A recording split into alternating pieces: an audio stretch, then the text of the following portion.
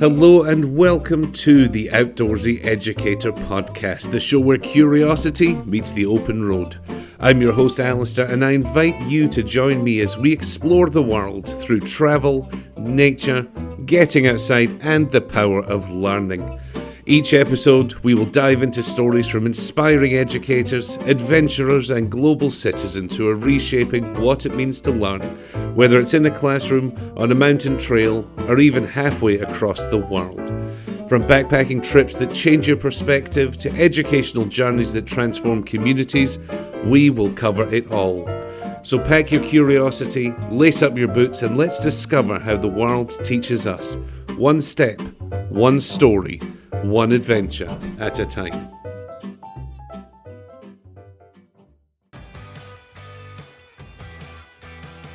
Since 1970, Whole Earth Provision Company has been the Texas outfitter for side quests big and small. Whether you're gearing up for the open road, chasing a trailhead, or hunting for that just right gift, they have got you covered. Think durable clothing, shoes that will actually go the distance, gear that's road trip ready, and books, puzzles, and toys that will spark wonder at every age. You'll find Whole Earth in Dallas, Austin, Houston, and San Antonio, or anytime online at wholeearthprovision.com. And hey, because you're rolling with the Outdoorsy Educator podcast, here's a little extra love. Use the code OutdoorsyyEDU for 20% off your next adventure at Whole Earth. On today's episode of the Outdoorsy Educator podcast, we have a historian, a podcaster, professor, photographer, a man of many, many talents, Mills Kelly. Mills, how are you today? Oh, I'm doing great, Alasdair. Thanks so much for having me. Oh, absolutely. Thank you. Why don't we start off by you just telling the audience a little bit about yourself? Okay, so I'm a very recently retired professor of history. I taught for 30 years and 25, almost 25 of those at George Mason University, which is where I retired from. And I'm a historian of the Appalachian Trail. I have two books out. One of them came out today. And so I'm pretty excited about that. And I'm also the archivist of the Potomac Appalachian Trail Club, and which is one of the oldest of the Appalachian Trail Clubs and the one based here in the DC area. Very nice. And how did you first get involved with the Appalachian Trail? Was it just as a hiker or more from a historian perspective? I got started as a young Boy Scout back in 1971, which dates me. But no, I grew up in the Washington D.C. suburbs, and our the Appalachian Trail is pretty close, under 2 hours. And so our scoutmaster at the time, he believed that the purpose of scouting was to backpack. And this was a guy who had he was in the army. He was a major in the army. He had fought his way across the Pacific in the Second World War, and so his attitude was, you know, so what if it's 15 degrees outside? Just wear warmer clothes. And so what if it's snowing? Make sure you bring your gloves. That was sort of his attitude about life. And so he took us backpacking on this trail near us that was called the Appalachian Trail. And I didn't even know that it was a 2,000-mile long trail. And he was from California. I'm not sure if he knew that either, or if Right? he did, he just never mentioned it. And then in my second year of scouting, the somebody in our neighborhood wrote a book about his through hike the year before. And he wasn't the first through hiker by any chance. It was a guy named Ed Garvey, but he was the first person to write a book about it. And so he came to our scout meeting one night and gave a slideshow about his hike. And I remember thinking, wait, that trail we walk on all the time, that goes all the way to Georgia where my grandparents live and all the way to Maine. That's crazy. And so that's how I got started. And it's just been a part of my life ever since. That's just fantastic. And obviously, you went on to study history, and that's your career. Can you tell us a little bit about that? Because we do quite a lot of teachers that listen to the podcast. What was your professional path? Yeah, so I've had a lot of different careers. I feel like I was a restaurant manager right after college, and then I was a marketing consultant for a decade.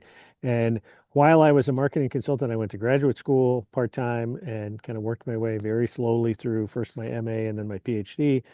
and I got my PhD actually in modern East European history, which in the early 1990s was a great time to be doing that because communism had just collapsed, and so Right.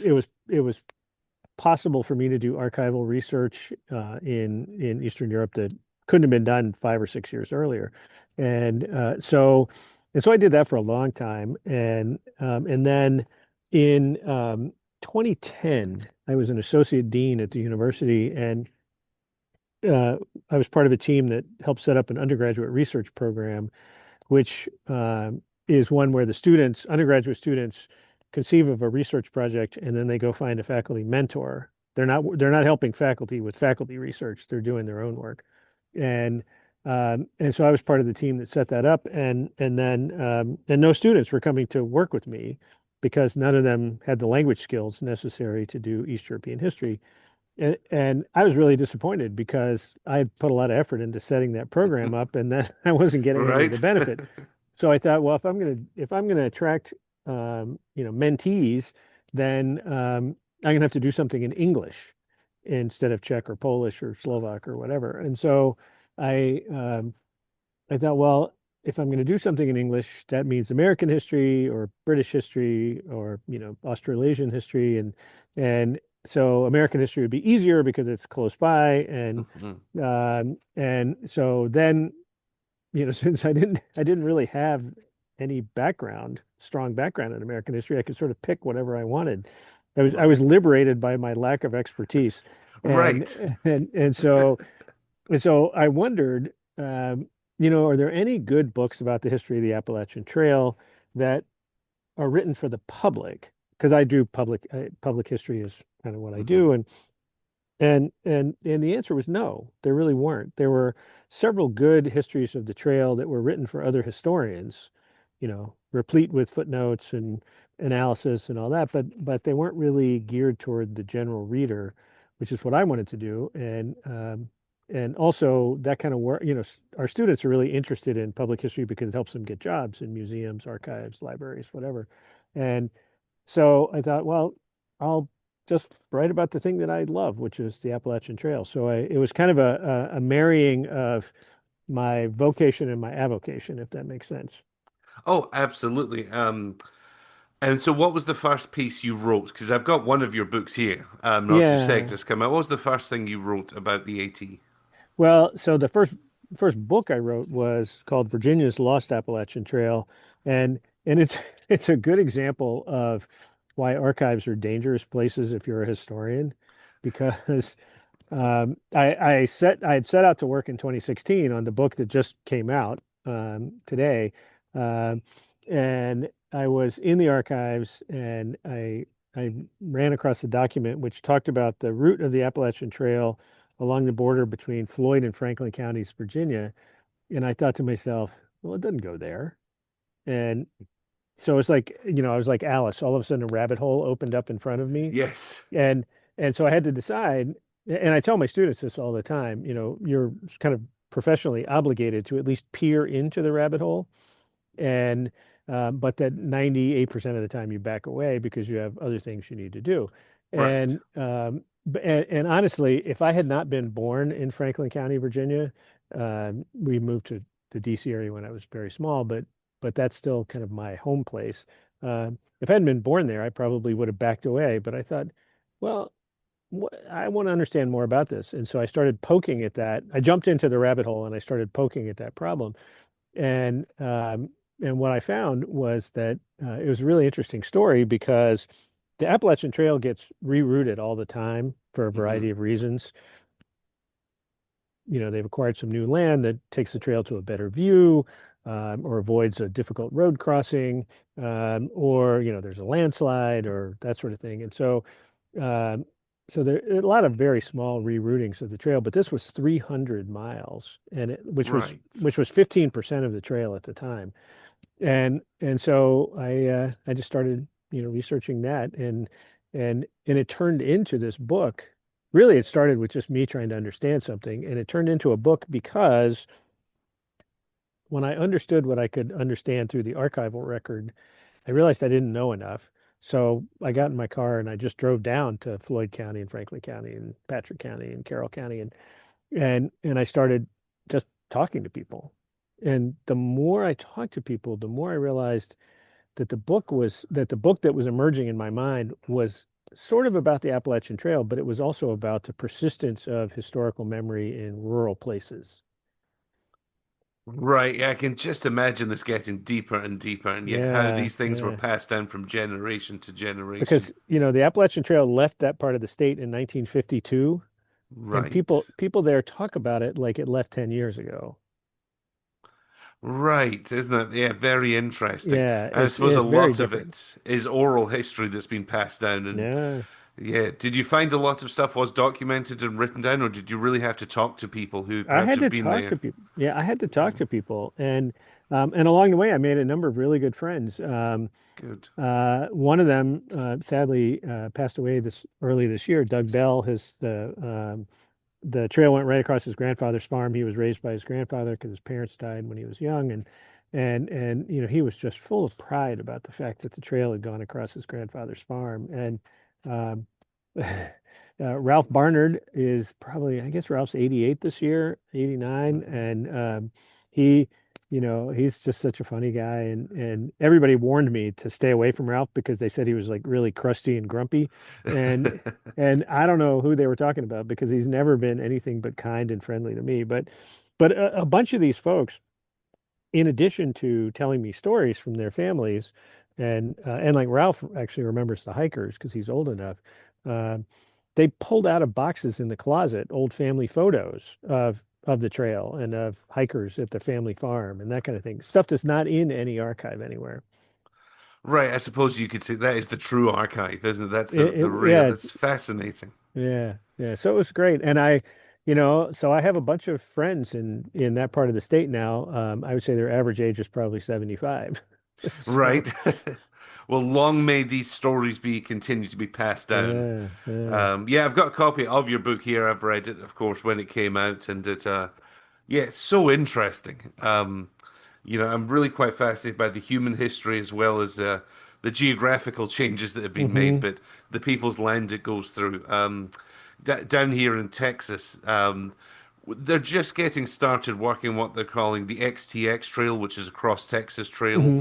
that will it would rival the AT in length somewhat, go all the way across Hmm. the southern part of the state.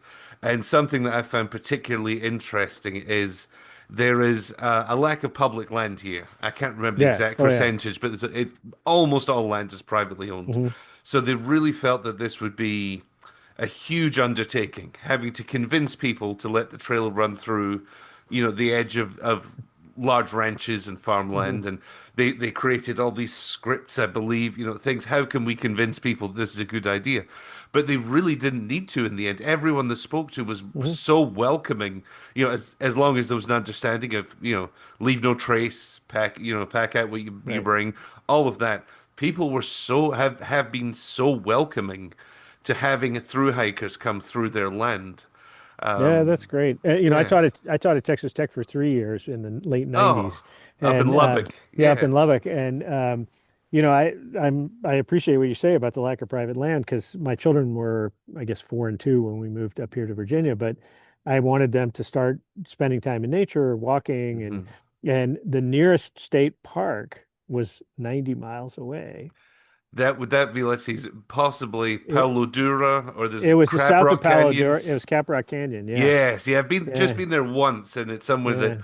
I tell my wife it's left just enough of a taste in my mouth to really want to go back to spend more time with the buffalo and the history there. Right, right. Um, So, yes. but at the same time, one of my students who's now a professor at North Texas, he was a collector of ghost towns in West Texas, and he would look at a map from 1990 and a map from 1890, and he would look for towns that were on the map in 1890 but were not on the map in 1990. And then he would just get on his horse because he was a true cowboy, and he would get on his horse and ride off across the range and to find the remnants of these old towns. And I asked him once, did any of the landowners ever, give you a hard time about that? And he said, no, why would they? They were all happy, you know. Yeah, So, it's definitely the general consensus.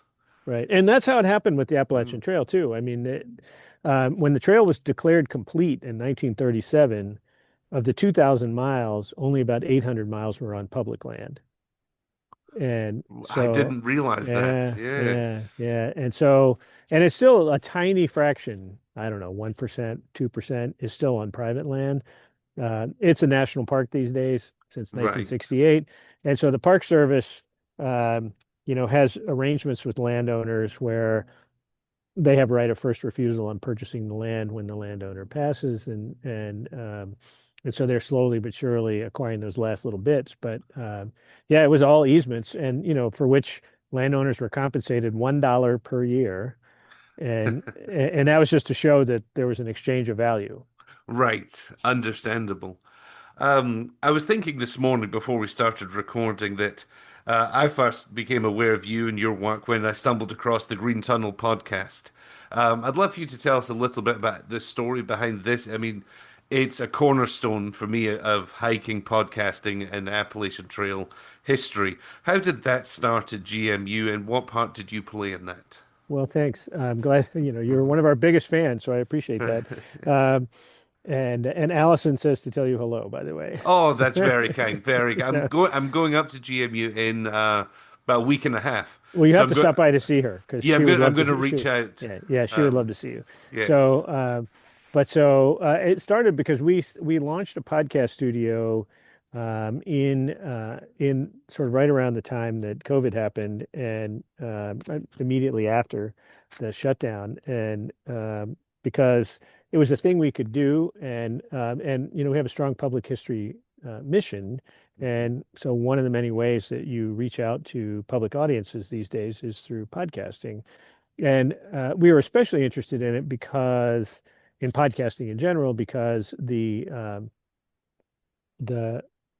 sort of people under 40 are much more likely to be listening to podcasts and rather than, going to a website that we created. And also the podcast audience is much more diverse than sort of the website audience. And Right. and so it was a way to do that. And we also saw it because our Center for History and New Media is an educational mission, has an educational mission. It was a way for our graduate students to develop some experience and skills in podcasting. So all those things came together. And our first show it was a really wonderful show, but kind of niche and it was on the history of the American Consular Service and Right. done by Abigail Mullen, who helped found the podcast studio. She's now a professor at the Naval Academy.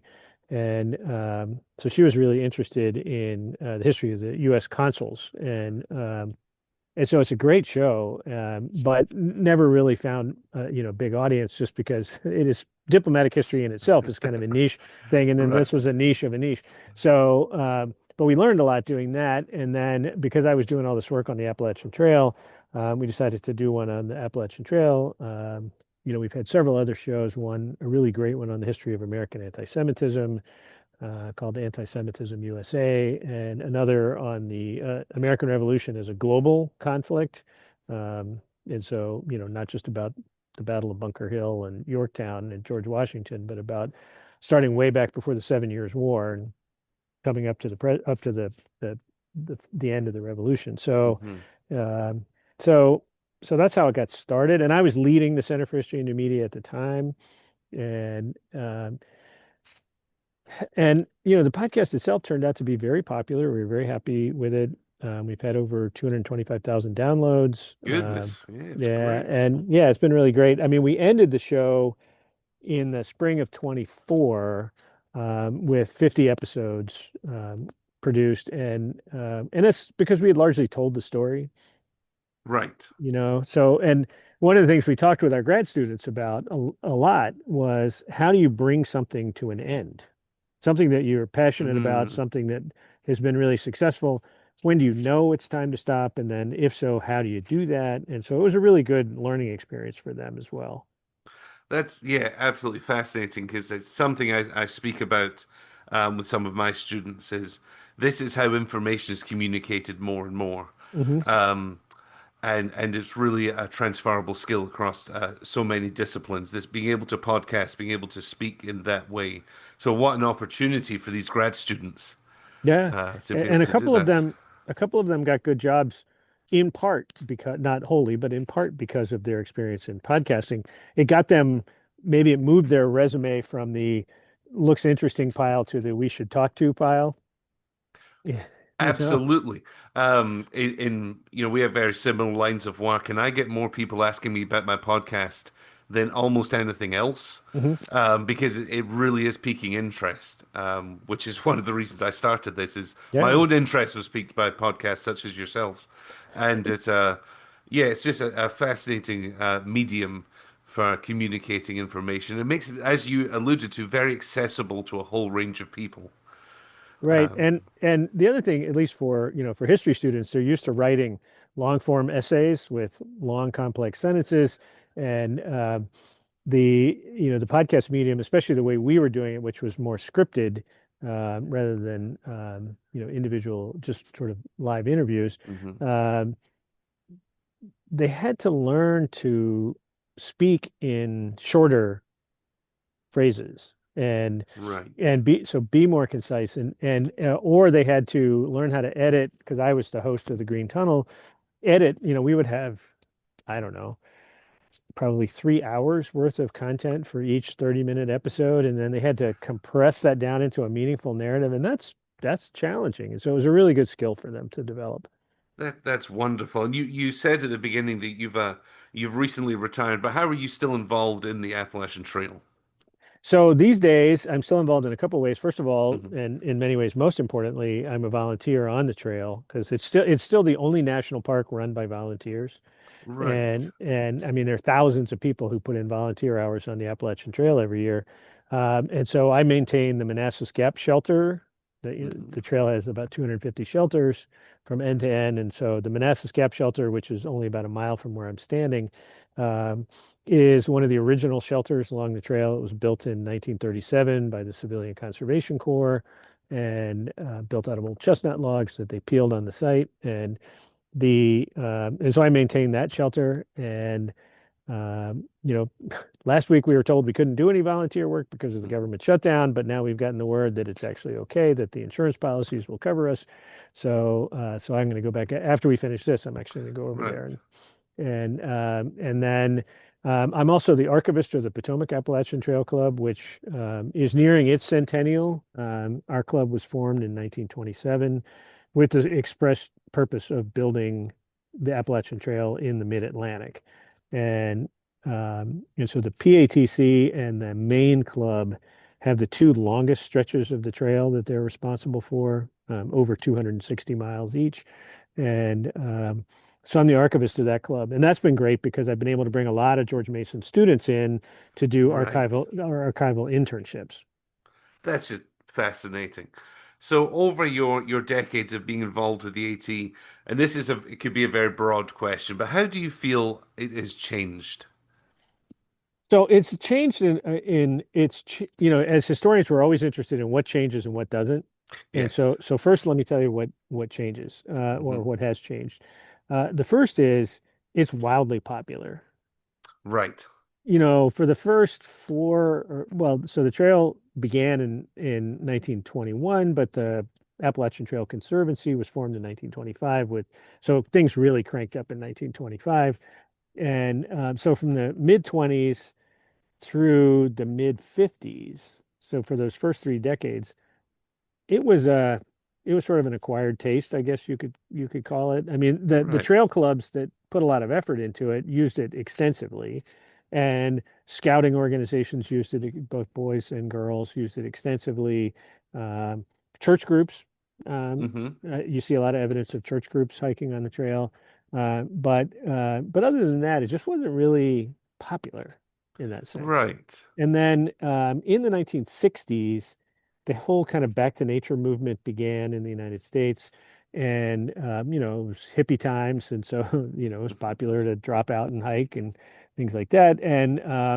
But also, the 60s was the beginning of a change in Americans' approach to athletic activity in general. Before that, we always did things in groups.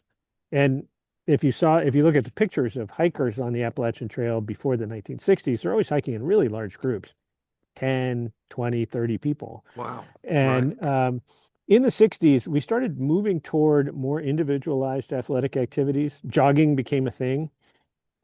Right. And that's the thing you could do with other people, but mostly you did it by yourself or maybe with one friend.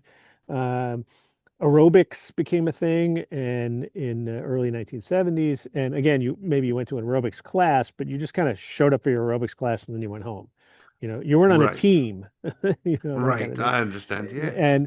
And so individualized activity became much more popular. And so having a hiking trail nearby was it was available. And there's a real upsurge in activity on the Appalachian Trail beginning in the late 1960s to the point where by around 1980, people were starting to feel like the trail was too crowded. There were too many hikers. If they'd only known, because Right. now in 1980, there were probably a million people that got set foot on the trail. Nobody knows for sure, but around a million. This year, it'll probably be closer to 4 million. So Incredible. so it's just very, very popular. And so that's one of the biggest changes. Um, and then the second change is that through hiking became a thing that Right. people know about. And it's important to recognize that through hikers represent about 1/10 of 1% of the people who set foot on the trail every year. Because there are, Right. 3,000 people who attempt a through hike and slightly less than 1,000 will achieve it in any given year.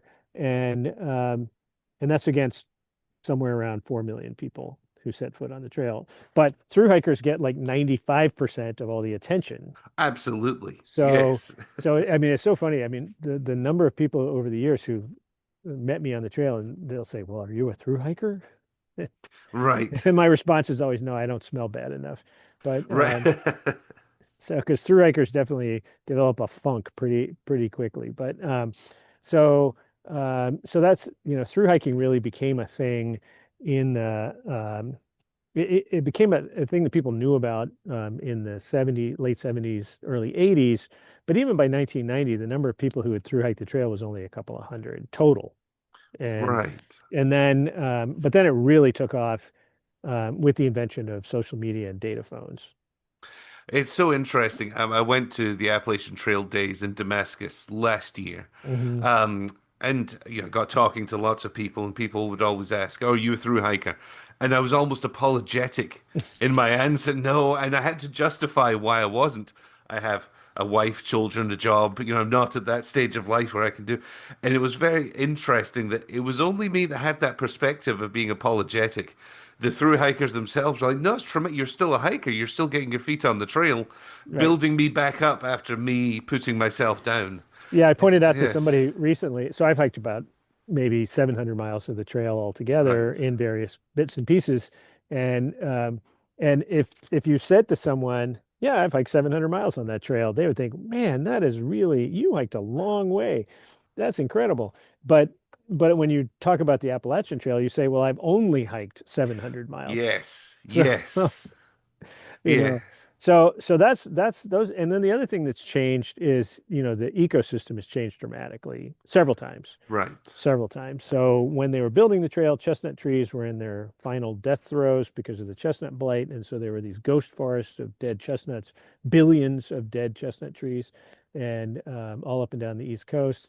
And in the forests of the mountain, the whole ecosystem had to adjust to the loss of a keystone species, Hmm. and that fed, for instance, biologists will tell you that bears are smaller because chestnuts were Right. full of protein, and they didn't have access to that free protein anymore. Uh, and then in the 70s and 80s, the various other insect infestations came along, started wiping out spruce trees and oak trees. And right now we're suffering the depredations of the emerald ash borer, which is wiping out the ash trees up and down the trail. Mm, And right. so, like around my shelter, we've had to take down half a dozen ash trees that are dead, and so that they don't fall on the shelter. And it's the ash trees are basically done on the east coast of the U.S. and the Midwest. Um, and so so the ecosystem has changed a lot. One of the things I've noticed is that there are just a lot fewer birds. That's A interesting. lot fewer. Right. They're more woodpeckers because of all the dead trees. Right. But in general, like the number of songbirds is really substantially less. It's quieter because of that. It strikes me as very sad It if is. that's the It's case. very Yes. sad. So that's what's changed. Here's what hasn't changed, Right. and that is that people go. Benton Mackay, when he first proposed the trail in 1921, saw it as a solution to what he called the problem of living in a modern industrial society. Mhm. And his solution was people needed to go into the mountains and get some oxygen in their lives, and fresh air, sunshine, time under the trees, and people did, and that's the same reason they go today. So Absolutely. so that's what Yes. hasn't changed. And in my new book, I talk about that extensively. And it wasn't just that they wanted the exercise of spending a few hours walking in the mountains, or a few days, or a few weeks. Um, they wanted to touch the wild Right. because you could walk the same distance in your neighborhood. You could walk the same distance on a track at the local high school, but that's really boring and not enriching in any way. It's good exercise, but it's not enriching. Right. But people go onto the Appalachian Trail and all other hiking trails in the forests. I think because they want to see wild animals. They want to listen to Hmm. water flowing over stones in a small stream. They want to see the leaves blowing in the breeze. All those things that are wild. And so that's the thing that hasn't changed. Yeah, I was just thinking when you said about walking on the track. Walking on the track might be equally as good for the body, but nowhere near as good for the mind Or the spirit, or the you know. spirit. Yeah, Yes. Yeah, yeah. and there's something innate in us that just wants to be near that, the babbling brook, the wind in Hmm. the trees. And the Appalachian Trail is wild, but it's not R- that wild. Right. You know, Right. it's like we have lots of bears on the Appalachian Trail, thousands of bears, but they're eastern black bears. They are not interested in you as a food source. Right. It's not like hiking in grizzly country where a grizzly bear might look at you and say, "Ooh, he looks kind of Right. tasty," you know. Um, so your odds of being killed on the Appalachian Trail are so much lower than your odds of dying on the interstate. Right. And that's probably also true in grizzly country or mountain lion country. But the Appalachian Trail is so you get to see a bear, but you don't have to worry about being eaten by a bear. Right. The perfect combination, really. Right, This, right. this is what we You what we know, want. and We about the only people who die of rattlesnake bites are snake breachers. So right. Yeah, because it's they're holding the snakes up close to their head, so when they get bitten, it's like in the head. right. And that's when I think of hiking, when I've been on the 80, yeah, bears, things like that don't worry me too much, but I'm always on the lookout for rattlesnakes. Hmm. Yeah, Um, yeah, I just keep an eye out for them too. yeah, absolutely But banging the but sticks. Yes. you're not gonna die from a rattlesnake bite. You might want to die because you'll be so sick for a few days, but Right. you don't die from rattlesnake bites. You'll bounce back. Well, you've brought up your book several times. Like I said, I've really enjoyed reading Virginia's Lost Appalachian Trail, which I have here, and I assume this is still available. But Oh I'd love to yes. hear a little bit about your new book that you said happens to come out today. Yeah, yeah. So it's called A Hiker's History of the Appalachian Trail, and it's the book that I started on in 2016, and then I got diverted by the other book and diverted by running a research center and COVID and everything else. Hmm. So I finally last year I was really fortunate because I was a Fulbright scholar in Germany for the first half Mm. of the year, and so I had that 6 months to really, in addition to the work I was doing at the university in Mainz, where I lived, I had a lot of time to myself because my wife didn't come with me, and so I was able to do just a tremendous amount of finishing my research and writing, and Right, um, and so then right after I got back, I wrapped it up, and the the reason it's called a hiker's history is it's kind of a nod to like a people's history of the United States. It's the history of the Appalachian Trail from the ground up as opposed to from the administrative part down. So, I have a chapter about the founding and creation of the trail because that's important context. And, Benton Mackay and Myron Avery and Gene Stevenson and all those folks. But um, but then they kind of depart the narrative because what I was really right, focused on was the experience of hikers. And so through hikers get a chapter, but they're just part of the story. They're not the story. And really it's like if when you come up to George Mason later this month, um, if you go out on the trail and hike for 4 hours, well, you're a hiker. You're one of the people I wrote about. Right. I love that. It's I've been fascinated by the AT, like many people, since I read A Walk in the Woods Hmm. 20 something years ago.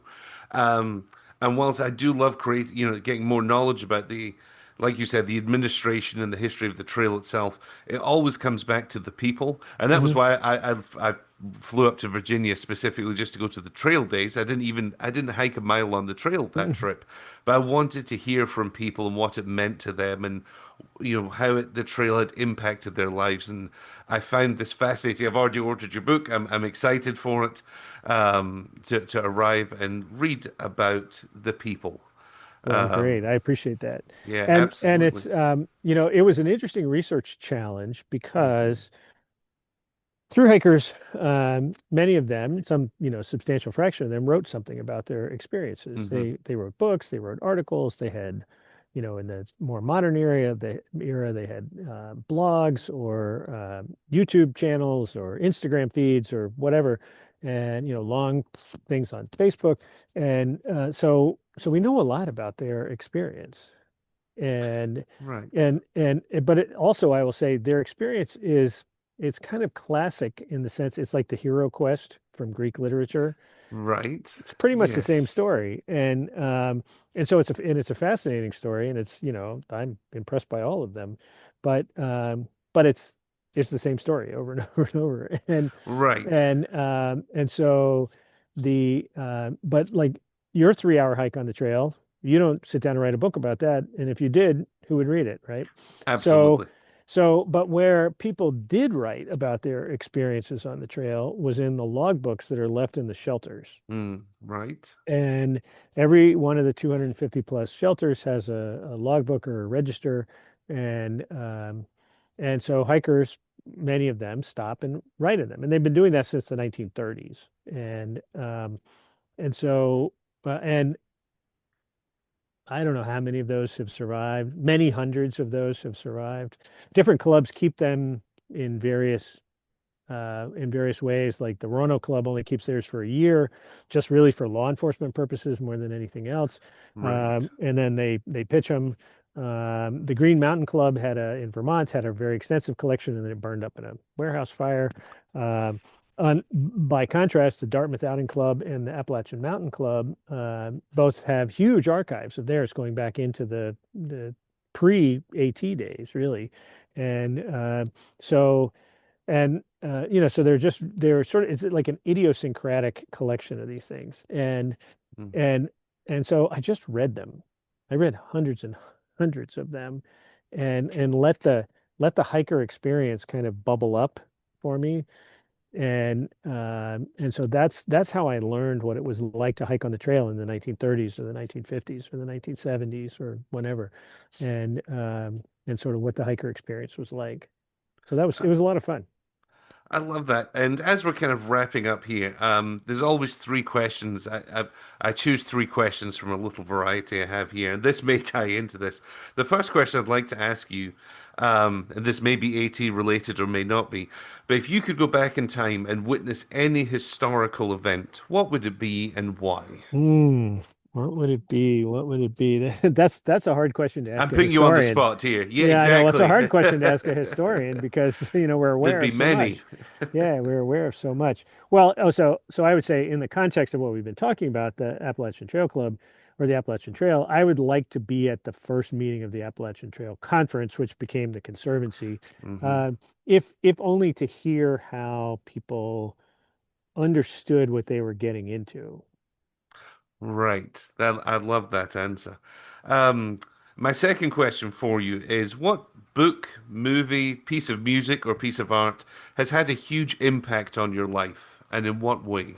So that's easy. Uh, So Barry Lopez, the great environmental writer who passed away several years ago, he's one of my literary heroes, and his book Arctic Dreams, which won the National Book Award in the 1980s, I've read it three times, and that I will read it probably two more times, if not more often. And I feel like anything that Barry Lopez has written is worth reading twice, and the first time because it's just sort of overwhelms you with its brilliance, and the second time because then you start teasing out the bits and pieces. And so Arctic Dreams, which I first encountered a long time ago, yeah, that's probably been the most for the work that I do now, it's been the most Mhm. influential on me. I love that. Well, I'm putting that on my must-read Oh list. yeah, you have to read Yeah. it. It's incredible. And the final one of these three questions, if you could hike 10 miles of the AT with anyone in the world, dead or alive, somebody you know, you don't know, anyone that has existed, who would you like to go hiking for 10 miles with? I'm a simple guy, and so really it would be my sons. I love that. I've their first hike on the Appalachian Trail happened when we moved back here from Texas. So they were 4 and 2, and we hiked, I don't know, a quarter of a mile, something like that, Right. from a parking lot to a picnic table. And Yes. but that was their very first hike. And we've been hiking together ever since. And I have a hard time keeping up with them because they're both taller than me and in much better shape. And but I love hiking with them. So yeah, I would hike I, with them. I love that. As we've kind of touched on throughout this podcast, it's all about the people and the Yeah, hikers. yeah, So yeah. I love that. So where can people find you, find out more information if they have questions, and where to find your new book? So really the what I would suggest for people is to go to my website, millskelly.net. So millskelly.net.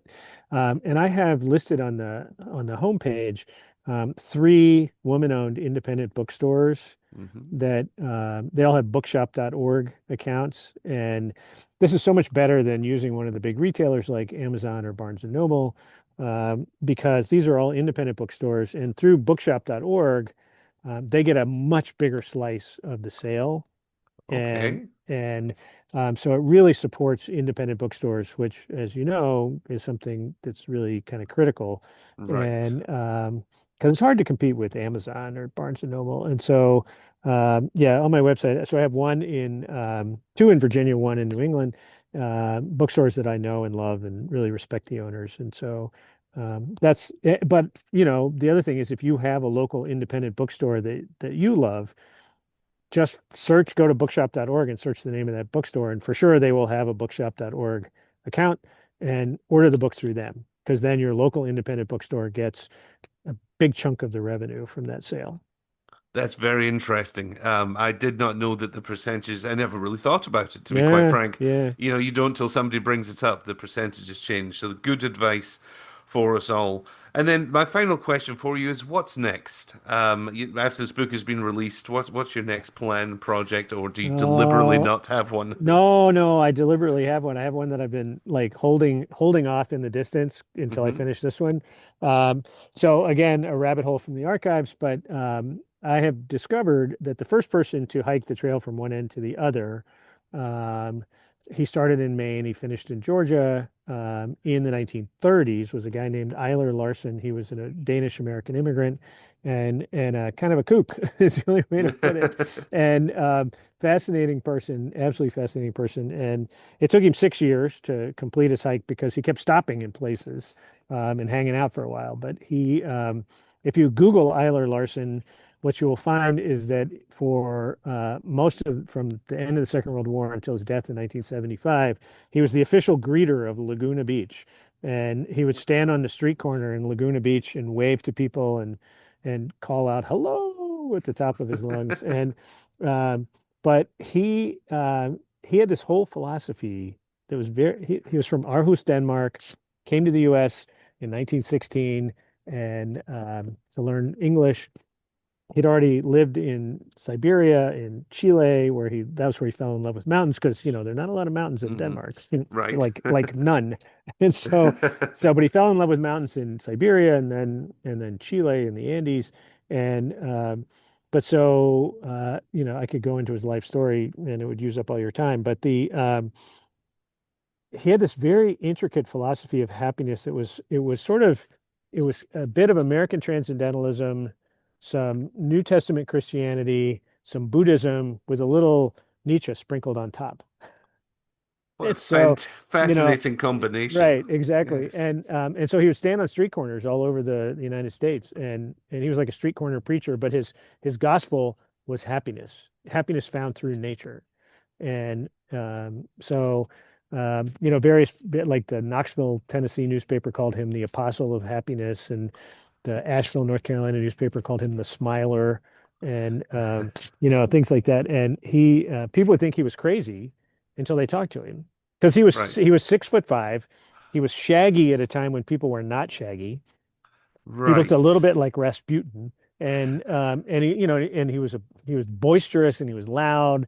He had a very deep voice and a strong Danish accent, and um, and so he was, people were a little like, whoa, Who you is know, this guy? Yes. but then they would talk to him, and they would realize, he spoke 5 languages fluently. He was a veteran of the First World War in the U.S. Army. He had enlisted in the U.S. Army. He was a hiker. He was just a fascinating person. So I've been putting off writing his biography, but now that the new book is out, I can actually get to work on it. Well, I look forward to getting back together with you in a couple of years to discuss this Yeah, yeah, biography because it yeah, sounds fascinating yeah. already. Mills, I cannot thank you enough for your time. I'm very excited to get this new book and to read it, and very excited for your retirement as you continue to volunteer Well, and work thanks. on the AT. Thanks so much for having me. You got it. Thank you so much. Thank you again to this week's guest, and I hope today's episode was as enjoyable for you as it was for me, and perhaps even inspired your next adventure. If you did enjoy the show, please be sure to subscribe, leave a review, or follow us wherever you get your podcasts. You can find more information at theoutdoorseyeducator.com or follow us on Instagram, TikTok, or Facebook. Until next time, thank you so much for listening to the Outdoorsy Educator podcast.